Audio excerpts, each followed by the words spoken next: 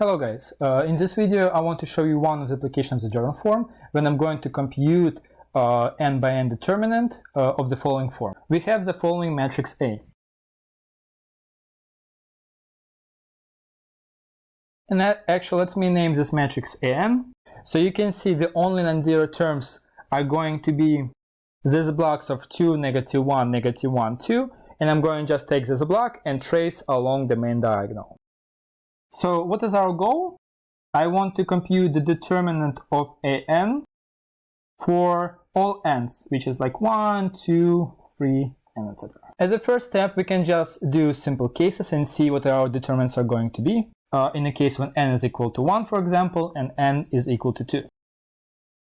So in the first case, I'm going to have just one by one matrix, which is A1 is equal to 2. And in the second case, I will have A2, which is 2, -1, -1, and 2. So in these both cases, I have the determinant of A1 is 2. And for my second matrix A2, my determinant of A2 is going to be equal, which is exactly 4 minus 1, which is 3. We'll remember the determinant of A1 is equal to 2 and the determinant of A2 is equal to 3. And we're going actually to use these numbers later. However, the question is, how do we compute this matrix if we have n by n 1? There are a couple of approaches, but the approach that I want you to show is to apply journal form. But the trick is I'm not going to apply the journal form for the coordinate matrix An. I'm going to get another one, which is like 2 by 2 matrix, and then I will find the journal form for that matrix. So first, let's figure out how to obtain that 2 by 2 matrix. That 2 by 2 matrix I'm going to obtain by taking my determinant and expressing determinant An in terms of determinant of An minus 1 and An minus 2. So in other words, I'm going to get recursive relation or recursive equation, which I just need to solve. So let me show you what I'm talking about. Let's take our determinant An and try to expand my determinant by using the row expansion. By using the definition of the row expansion, I know that for my first term, I will need to take my 2 and multiply by the determinant of the matrix when I'm going to throw away the first row and the first column. But if I'm going to throw the first row and the first column, I will obtain this matrix. And you can see this matrix is exactly as matrix An, but without one row and one column. So it means it's just determinant of matrix An minus 1.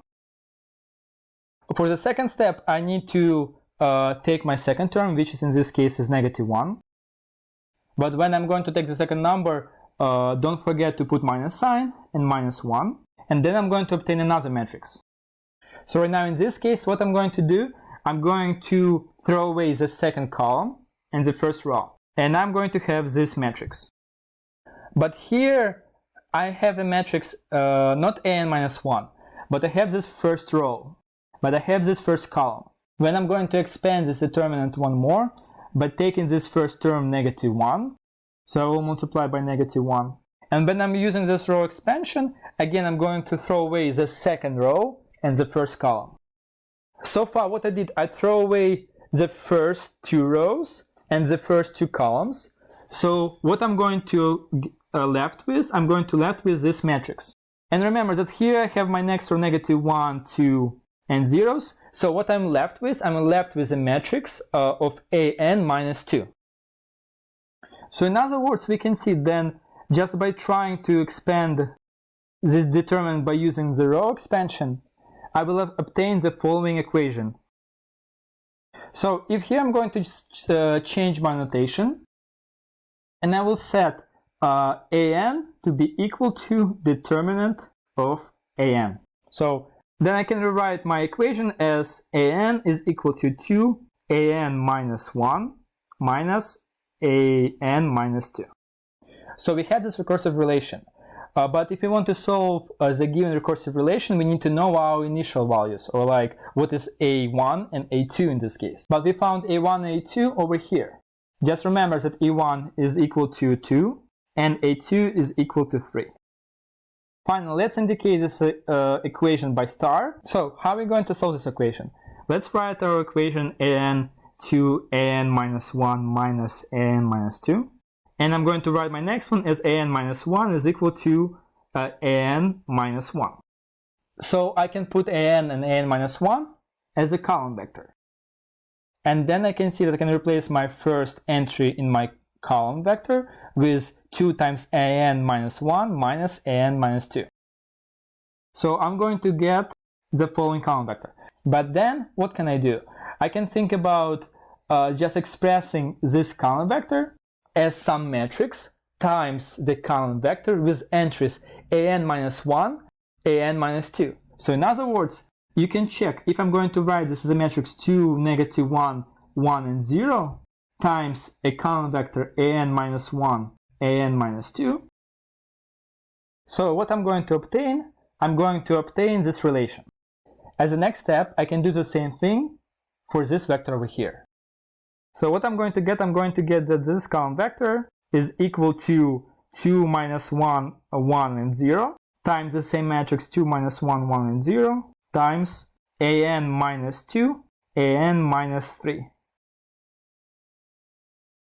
So we can see that my equation, if I were going to do the step, is going to get the following form. And my goal is that I know these initial conditions. So I want to do as many steps until I'm going to reach the column vector, which will consist of the vector a2 and a1. And to figure this out, let's just write my matrix 2, negative 1, 1 and 0. My column vector a2 and a1. And I need to figure out what power do I want to put this matrix. But then I can see that the sum of the power and my first entry in the column vector is equal to n. 1 plus n minus 1 is n. Since I have here 2, then it means that I need to raise my matrix to the power of n minus 2. So finally we can see that I have this new column matrix equation, and the problem is that I have this matrix to the power of n minus 2. If this matrix were diagonal, which is just a, b, 0 to the power of n, then I can raise diagonal matrix to the power of n really easily. It's just going to be a to the n, 0, 0, b to the n. But unfortunately in this case I cannot do this because my matrix is not diagonal. And that's why we need a matrix diagonalization. We can actually find the Jordan form for this matrix. So let's call this matrix B. And as a step 4, we want to find Jordan form for B. And from my previous video, you remember that if you will choose the matrix C, which is equal to 1, negative 1, 0, and 1, then T inverse 2, negative 1, 1, 1, and 0 times T is going exactly to be equal to 1, 1, 0, 1. Sorry, I did a mistake here. It is not 1, it's positive 1, but my T inverse is going to be equal 1, negative 1, 0, and 1. So from here we can see that my matrix 2, negative 1, and 0 is going to be just equal to T, 1, 1, 0, 1, and T inverse. And then if you're going to rise left hand side, right hand side to the power of n minus 2, then I will obtain that matrix 2, negative 1, 1, and 0 to the power of n minus 2 is just equal to T, 1, 0, 1, 1 to the power of negative 2, and T inverse. But the problem is, like, if I'm going to raise this matrix to the power of n minus 2, it's still not diagonal matrix, but you can check that you're going to obtain actually 1, n minus 2, 1, and 0. And the reason is why, because 1, 1, 1, 0 squared is just equal to 1, 2, 1. But if I'm going to raise this matrix to the third power, then I will obtain here 3.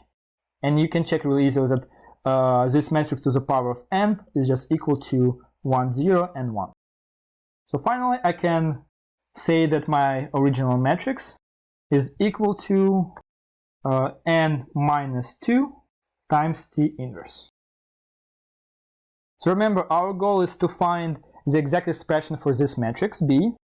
So what do I want to do? Let's do this computation really fast. 1, 0, n minus 2, 1 times T inverse. So we can see if I multiply the first two matrices, I will obtain the following matrix. And then I will need to do one more multiplication, after which I'm going to obtain the following matrix.